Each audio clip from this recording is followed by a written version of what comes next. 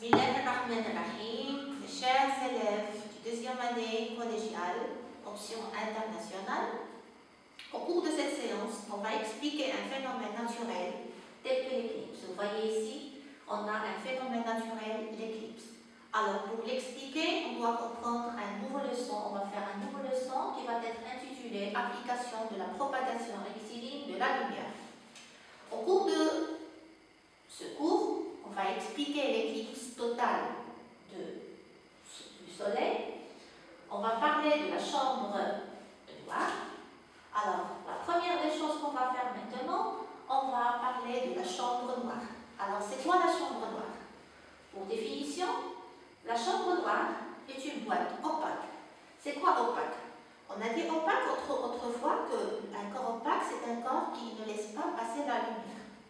Alors, c'est une boîte opaque dont une face est translucide. On a parlé aussi de translucide. C'est quoi translucide? Translucide, c'est un milieu qui laisse passer un petit peu de lumière, mais l'image, n'est pas nette. Alors, elle est une face translucide, il peut être du verre dépoli ou bien du papier calque. Cette face, on va l'appeler l'écran. Et donc, la face opposée de l'écran, il va y être un diaphragme, elle est percée d'un petit trou appelé le sténopée. Alors, on va faire l'image obtenue par une chambre noire. Premièrement, on va faire une expérience.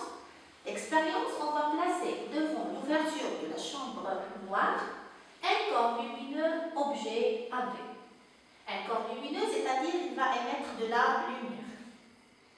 On va schématiser, on va dessiner la boîte noire, comme vous voyez ici, un rectangle.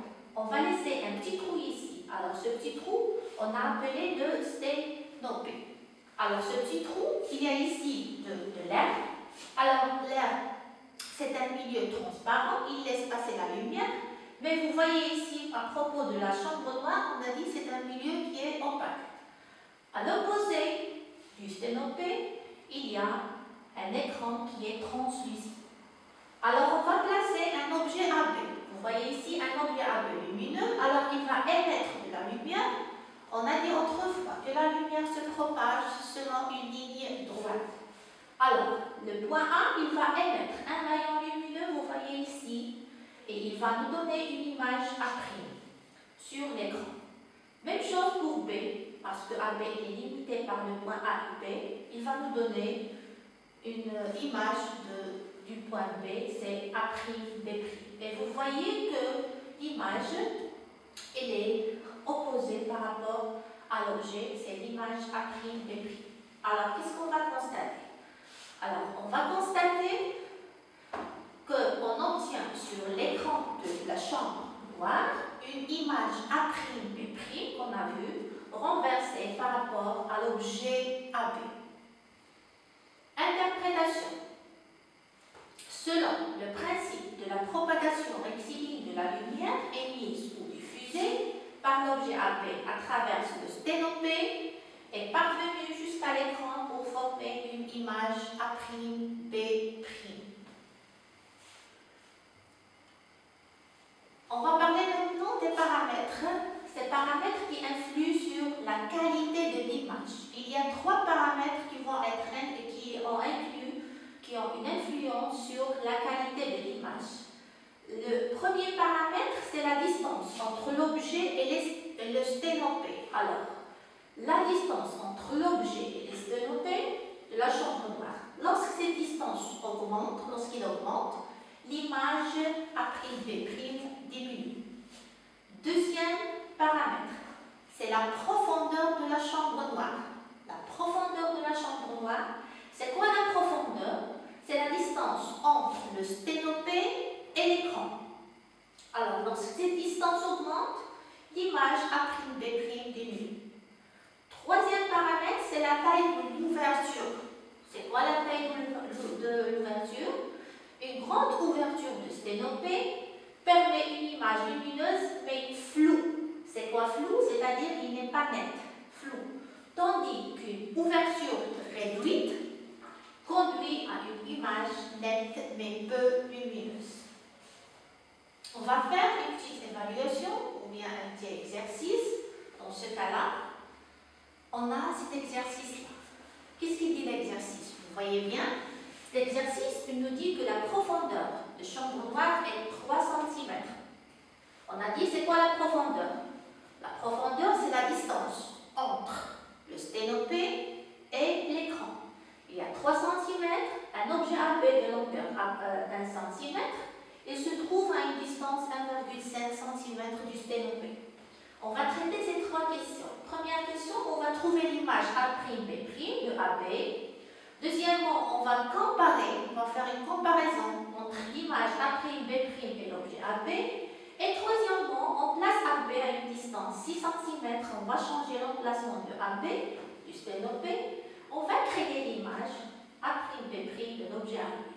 Alors, pour trouver l'image, regardez bien ici, pour trouver l'image, on a ici des énoncés. On a la profondeur, 3 cm.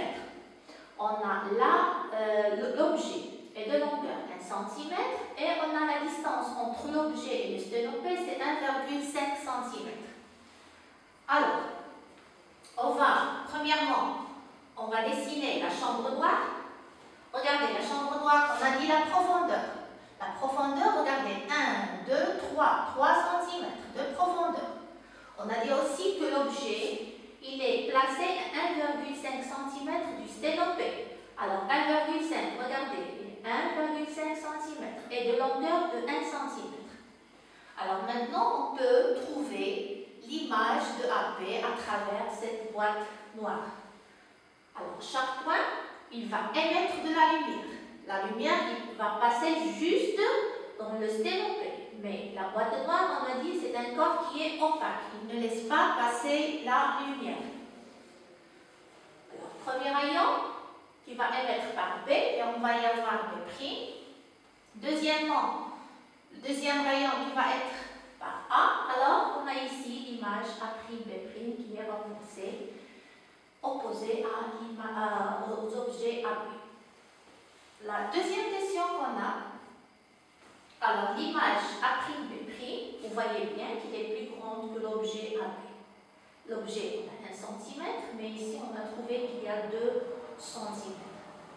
La deuxième question, on a dit qu'on va placer l'objet AB de 6 cm de chambre noire.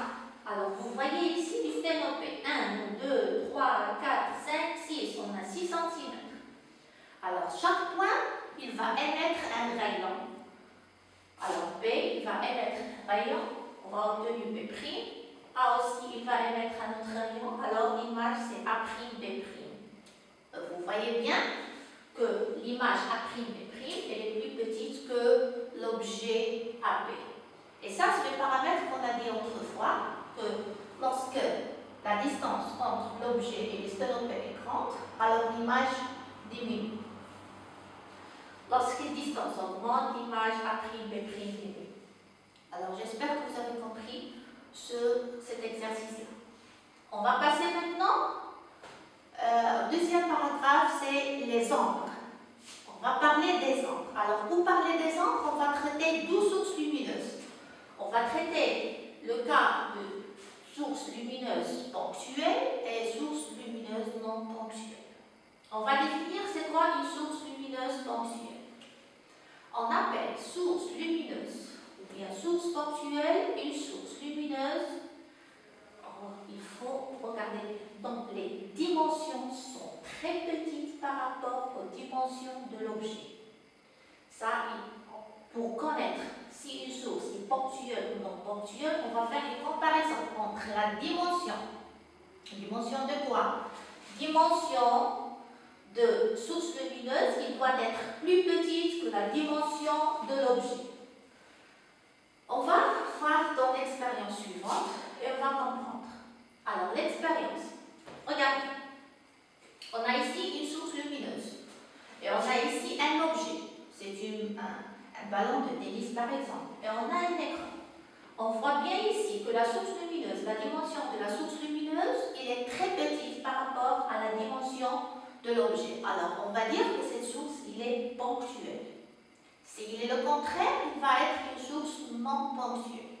Alors, on va traiter maintenant la source ponctuelle.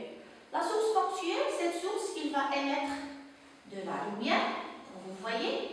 Alors, ce ballon-là, c'est un corps qui est opaque. Alors, comme corps opaque, il ne laisse pas passer la lumière il va rester ici, il ne va pas passer par ce ballon-là.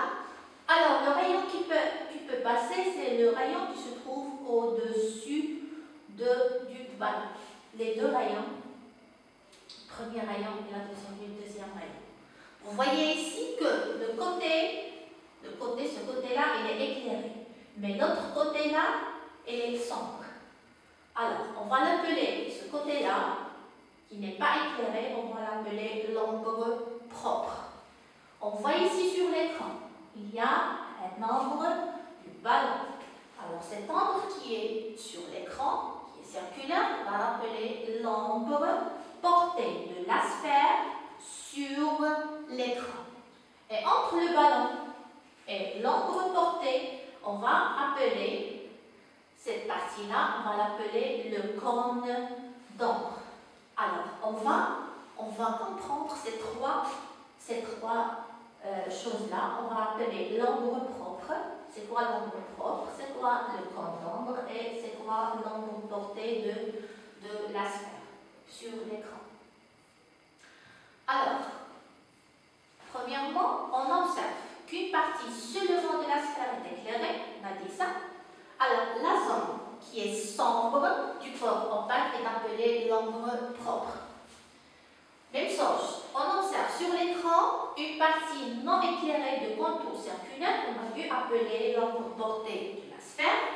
Et dernièrement, entre l'écran et la balle de tennis, nous pouvons localiser une sombre de l'espace où cet objet n'est pas éclairé par la source. Alors cette zone, on va l'appeler le cône d'ombre de la sphère. Interprétation. Alors, la formation de ces ombres s'explique par le principe de propagation rectiligne de la lumière. On va passer maintenant au cas de sources lumineuses non ponctuelles. Alors, vous devez comprendre pourquoi on a dit non ponctuelles. Regardez, on a ici une source lumineuse, on a un ballon de tennis et on a un écran.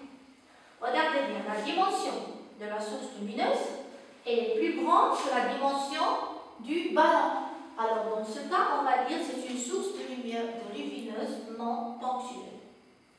Alors, cette source lumineuse, la tennis, le ballon, c'est un corps opaque, alors il ne laisse pas passer la lumière, juste ces deux rayons au-dessus et dessous qui vont passer. Alors, on voit bien ici, il y a l'ombre propre du ballon.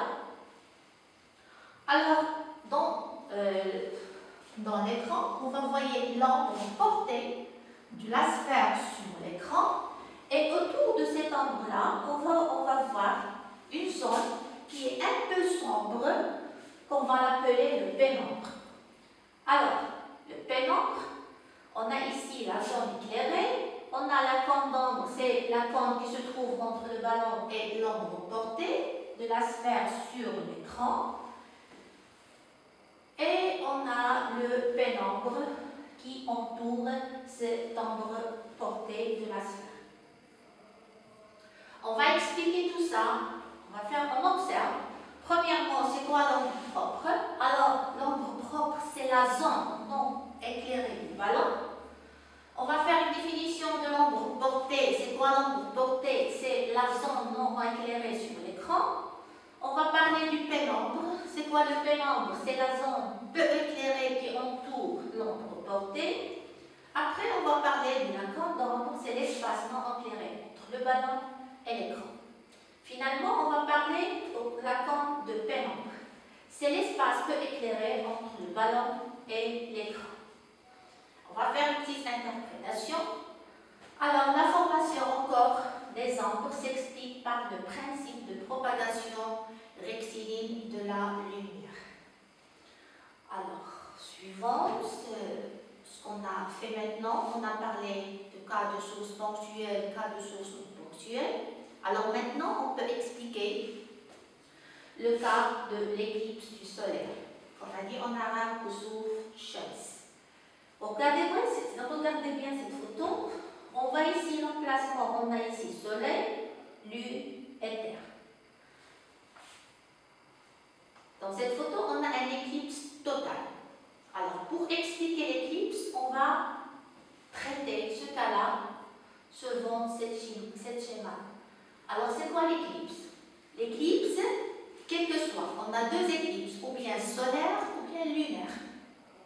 Alors, l'éclipse solaire ou lunaire se produisent lorsque le soleil, la terre et la lune sont alignés. C'est quoi alignés? Ils se trouvent au même droit. L'éclipse résulte des mouvements de la terre et de la lune par rapport au soleil et de leur inclinaison. Il existe deux types d'éclipses sur planète. Ou bien on a l'éclipse du solaire, ou bien on a l'éclipse lunaire. Regardez bien ici, cette photo-là, vous voyez le soleil, la terre et la lune tournent autour du soleil. Alors l'éclipse, il résulte, comme on dit ici, des mouvements de la terre autour du soleil. Même chose, le mouvement de la lune autour de la terre et tout tourne autour du soleil. Maintenant, on va expliquer l'éclipse du soleil. L'éclipse du soleil, on voit cette photo-là. On a ici le soleil. On a ici, c'est la lune. On a ici, c'est la terre. Regardez bien, ils appartiennent au même droit. Ils sont alignés. On voit bien que le soleil, c'est une source de lumière. Alors maintenant, est-ce qu'on a une source de lumière ponctuelle ou non ponctuelle? Alors pour connaître ça, on va faire une comparaison entre le diamètre de la source lumineuse par rapport au diamètre de la Lune. Et vous voyez bien que le diamètre du Soleil est plus grand que le diamètre de la Lune. Alors on va les traiter comme une source de lumière non ponctuelle. Alors le Soleil va émettre des rayons. Les rayons qui peuvent passer, ce sont les rayons qui se trouvent au-dessus et dessous de la Lune. Vous voyez ici qu'il y a, ici on a un nombre propre de la Lune. Qu'est-ce qui va, l'écran, c'est la Terre. Alors ici, il va y avoir l'ombre portée de la Lune sur la Terre. Alors, ce qui se trouve dans cette zone-là, il va y avoir un éclipse total du Soleil, c'est-à-dire qu'il ne voit pas le Soleil. Le Soleil va être caché par la Lune. Mais les gens qui se trouvent dans la zone, cette zone de pénombre, vous voyez ici, zone de pénombre, il va y avoir une éclipse partielle. Alors, l'éclipse totale, il se produit dans l'ombre portée de la Lune sur Terre, mais l'éclipse partielle, une partie du Soleil, il va être caché par la Lune, il se trouve dans la zone de pénombre. Alors, on va expliquer ça, on va donner une explication. Alors, l'éclipse du Soleil, c'est un phénomène, on a dit c'est un phénomène naturel. Il se produit lorsque le Soleil, la Terre et la Lune seront alignés. L'éclipse totale, on a dit qu'il se trouve dans l'ombre portée de la Lune. Et l'éclipse partielle, c'est dans le pénombre de la Lune. Maintenant, on va passer à l'éclipse de la Lune. Vous voyez ici des photos qui nous montrent l'éclipse de la Lune. Alors, l'éclipse de la Lune, vous voyez bien dans cette photo qu'il y a Soleil, Terre, Lune. Vous voyez qu'il appartient au même droit. Et l'emplacement de la Terre, il est entre le Soleil et la Lune. Alors, on va expliquer ça suivant un schéma. Même chose, vous voyez, on va faire une comparaison entre le diamètre du Soleil et le diamètre de la Terre. On voit bien que le diamètre du Soleil il est plus grand que le diamètre du Terre. Alors, on va traiter ça, on va dire que le Soleil, c'est une source de lumière non ponctuelle. Alors, on a dit que ici, on voit bien que la Lune, elle se trouve dans la zone d'ombre de la Terre. Alors ici, il y aura un éclipse total, mais dans cette partie-là, on voit que la Lune, une partie se trouve dans la zone d'ombre et une partie se trouve dans le cône de pénombre. Alors, il y aura un éclipse partiel. Alors, on va assimiler que lorsque la Terre se trouve entre Soleil et la Lune, il y aura un éclipse total. Maintenant, on va faire une définition de l'éclipse de la Lune. Vous voyez qu'une éclipse de la Lune, c'est lorsque la Terre et la Lune et le Soleil seront alignés, et une éclipse se produise à chaque fois que la Lune se trouve dans l'ombre de la Terre. Même chose, à propos de l'éclipse totale, il faut que la Lune se trouve dans l'ombre portée de la Terre, et pour l'éclipse partielle, il faut que la Lune se trouve dans la pénombre de la Terre. J'espère que vous avez compris cette leçon-là. On va faire maintenant une petite animation pour expliquer ce qu'on a fait en cours à propos de l'éclipse du Soleil et l'éclipse de la Lune. Vous voyez sur ce tableau ici, on voit bien qu'il y a le Soleil, la Lune et la Terre. Alors, pour expliquer l'éclipse du Soleil ou bien l'éclipse de la Lune, on a pour l'éclipse, il se fait une ou deux fois par an. On voit bien ici la Lune, il tourne autour de la Terre. Si la Lune se trouve ici maintenant, il est aligné, c'est-à-dire il est entre le Soleil et la Terre. On voit ici l'ombre portée, on voit ici l'ombre portée de la Lune sur Terre. Alors, les gens qui se trouvent dans cette partie-là, il vont y avoir un éclipse total du Soleil.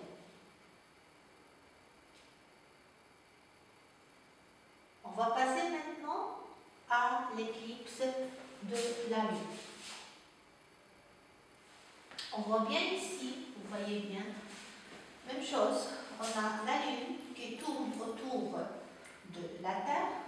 Alors, lorsqu'il tourne autour de la Terre, vous voyez ici, c'est la cône d'ombre de la Terre, parce que le Soleil, on a dit que le Soleil, c'est une source non ponctuée. Alors, il va se propager, il va donner de la lumière.